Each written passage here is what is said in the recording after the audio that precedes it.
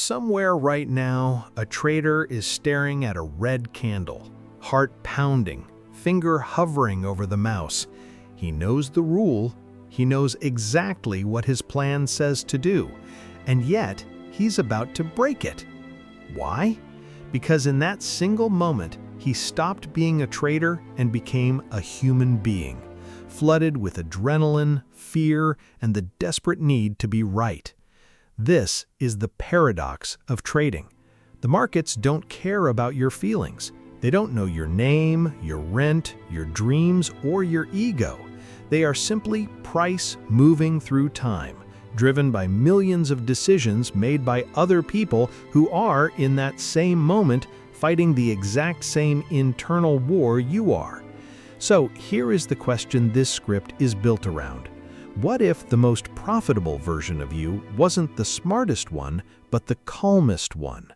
What if the edge you're looking for isn't a better indicator, a faster strategy, or a secret setup, but the discipline to execute the same process, the same way, every single time, regardless of how you feel? That's what it means to trade like a robot.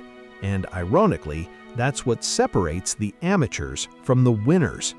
Let's break down exactly why your psychology is the real market you're trading and how to master it. Before we talk about charts, we need to talk about chemistry. Your brain was not built for trading. It was built for survival, for escaping predators, securing food, and avoiding pain. That same wiring that once kept your ancestors alive is now working against you every time you open a trading platform. When price moves against your position, your amygdala, the part of your brain responsible for fear, fires exactly the same way it would if you were being chased by a predator. Your body doesn't know the difference between a market drawdown and a genuine physical threat. Cortisol floods your system, your palms sweat, your thinking narrows. And when price moves in your favor, dopamine floods in, the same chemical released by gambling, sugar, and social media likes. It feels incredible. It also clouds judgment, encourages overconfidence, and makes you want more, faster. This is why trading psychology isn't a soft skill you address after you've learned the technical side. It is the foundation everything else sits on. You can have the best strategy in the world back-tested across a decade of data with a stellar win rate and still lose money because the person executing it is not the same disciplined analyst who built it. The moment real capital enters the equation, a different version of you shows up, an emotional one. Professional traders don't succeed because they feel less. They succeed because they've built systems that don't require them to feel anything at all in the moment of execution. That's the whole game. Part 2. Why thinking is often your enemy. There's a strange irony in trading. The moments when you're thinking the hardest are often the moments you're making your worst decisions. Overthinking during a live trade rarely leads to insight. It leads to rationalization. Your mind starts searching for reasons to justify what you want to happen, not what the chart is actually showing you. Price breaks your stop-loss level, but you think, it's probably just a wick, it'll come back. You're already up 3%, but you think, if I hold a little longer, I could get 5%. You've had 3 losing trades in a row, and you think, the next one has to work. Statistically, I'm due for a win. Every one of those thoughts feels rational in the moment. None of them are. They are emotional impulses wearing the costume of logic. This is what psychologists call motivated reasoning, the mind constructing a logical-sounding argument to support a conclusion the emotions already reached. This is precisely why the best traders don't try to think better in the heat of the moment. They try to think less in the heat of the moment, because all the thinking was supposed to happen before the trade, not during it. That's the essence of trading like a robot.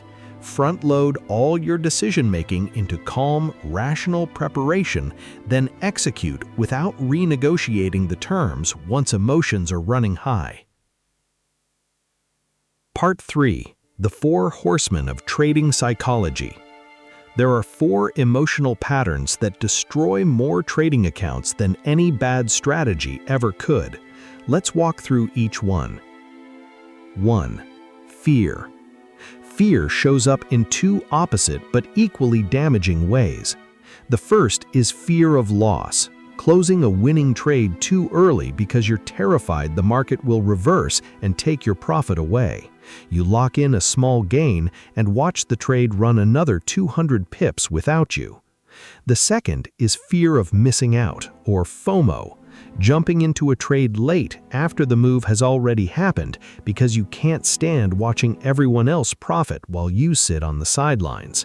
FOMO entries are almost always poorly timed because by the time fear convinces you to act, the smart money has already taken profit and is looking for the exit. Fear narrows your vision. It makes you reactive instead of proactive, and it almost always causes you to act at the worst possible moment, either too early out of panic or too late out of hesitation. Greed. Greed convinces you that the rules don't apply to you this time. It's the voice that says, "Why risk 1% when I could risk 5% and make this month's rent in a single trade?" Greed is dangerous precisely because it disguises itself as ambition. It feels like confidence, it feels like conviction, but it's simply the desire for more, faster, with less discipline attached. Greed also shows up in overtrading, taking setups that don't meet your criteria because you're bored or because you feel you need to be doing something to make money. The market doesn't pay you for activity, it pays you for precision. Revenge. Revenge trading is one of the fastest ways to destroy an account. It happens after a loss, when the ego gets involved. You don't just want to make money back, you want to punish the market for taking your money. So you increase your size, you abandon your plan, you take a setup you'd normally never touch purely because you need to win the next one to feel okay again. Here's the truth, the market has no memory of your last trade. It doesn't know you lost, it doesn't owe you anything. Revenge trading is not a strategy, it's an emotional tantrum wearing a trading platform as a disguise. Hope. Hope is the quietest killer of the 4 because it doesn't feel aggressive, it feels patient. It's the voice that whispers, "Just give it a little more room, it'll turn around," as a losing trade moves further and further past your stop loss. Hope keeps you in trades you should have exited long ago. It replaces your plan with wishful thinking, and it is the primary reason traders turn small, manageable losses into account-destroying ones. Notice something about all 4 of these: fear, greed, revenge, and hope. None of them are about the market. They're all about you, your ego, your comfort, your need for control. The market is simply the mirror that reflects them back at you trade after trade until you either learn to manage them or you don't.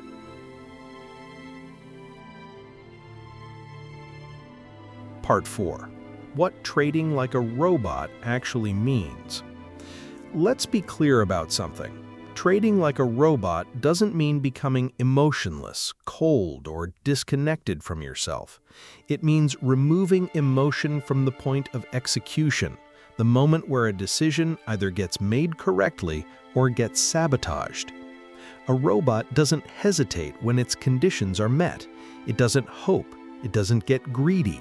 It doesn't try to get revenge on the market. It simply executes the rules it was given because those rules were designed with a calm, rational mind, long before any money was on the line. Here's what that looks like in practice. 1. A written trading plan, not a mental one. If your rules live only in your head, they will bend the moment emotion shows up. Emotion always negotiates, but a rule written on paper, reviewed and agreed to in a calm state, is much harder to talk yourself out of in the heat of the moment. Your entry criteria, your stop-loss placement, your position size, your profit target, All of it should be decided before you're looking at a live chart with real money on the line. 2. Predefined risk every single time. A robot doesn't decide how much to risk based on how confident it feels. It risks the same predetermined percentage on every trade because it doesn't have gut feelings that push it to bet bigger. This is one of the simplest, most powerful habits you can build. Decide your risk per trade, 1%, 2%, whatever suits your risk tolerance, and never deviate from it based on emotion. 3. Mechanical exits. Winners get taken according to a plan, not a feeling. Losers get cut according to a stop-loss, not a hope. The exit was decided before the entry, which means there's no negotiation required once the trade is live. 4. A checklist before every trade. Before entering, ask, does this meet my exact criteria? Is my risk sized correctly? Am I trading because of a signal or because of an emotion? Boredom, fear of missing out, need to make back a loss. A checklist forces the analytical brain to check the emotional brain's work before any money moves. The goal isn't to suppress your humanity, it's to build a system strong enough that your humanity doesn't get a vote during execution. Part 5. Thinking like a winner. Here's where it gets interesting, because trading like a robot is only half the equation. The other half is thinking like a winner, and winners think very differently about the nature of trading itself. Winners think in probabilities, not certainties. Amateur traders treat every trade like it needs to be right. Professional traders understand that no single trade matters, only the statistical edge, applied consistently across hundreds of trades, matters. A 60% win rate strategy will still lose 4 times out of 10. That's not a flaw in the system. That's simply what probability looks like in real time. Winners don't take losses personally because they never expected every trade to work in the first place. Winners separate identity from outcome. Losing traders often tie their self-worth to their P&L. A losing day makes them feel like a failure. A winning day makes them feel invincible. Both reactions are dangerous because they make trading decisions an extension of an emotional need to feel good about yourself rather than a rational process of following a proven plan. Winners understand, I am not my last trade. A loss doesn't make you a bad trader any more than a win makes you a genius. Your identity needs to be anchored to your process. Did I follow my rules? Not your outcome. Winners are obsessed with process, not results. Here's a mindset shift that changes everything. Stop grading your trading day by how much money you made or lost. Start grading it by how well you followed your own rules. A day where you lost money but executed your plan perfectly is a good trading day. A day where you made money by breaking your rules is a bad trading day, even if the P&L says otherwise, because it reinforces a habit that will eventually blow up your account. This is counterintuitive, but it's the single biggest shift that separates consistently profitable traders from everyone else. Profits are the byproduct of good process repeated over time. Chase the process and the profits follow. Chase the profits directly and you'll sabotage the very process that was supposed to produce them. Winners treat losses as tuition, not tragedy. Every professional in every field pays a learning cost. Surgeons lose patience while training. Athletes lose games while developing. Traders lose money while building skill and discipline. The difference between a winner and someone who quits isn't that the winner avoided losses, it's that the winner treated every loss as data, not as a referendum on their worth as a person. Winners are patient enough to do nothing. One of the hardest skills in trading is simply waiting. Winners are comfortable sitting on their hands for hours, days, or weeks if the market isn't offering a setup that meets their criteria. Amateurs feel an almost physical need to be in a trade, as if watching the charts without a position means they're missing out on life itself. Boredom is not a valid reason to trade. Patience is not weakness. It's one of the most profitable habits you can build. Knowing all of this intellectually is not the same as living it out under pressure.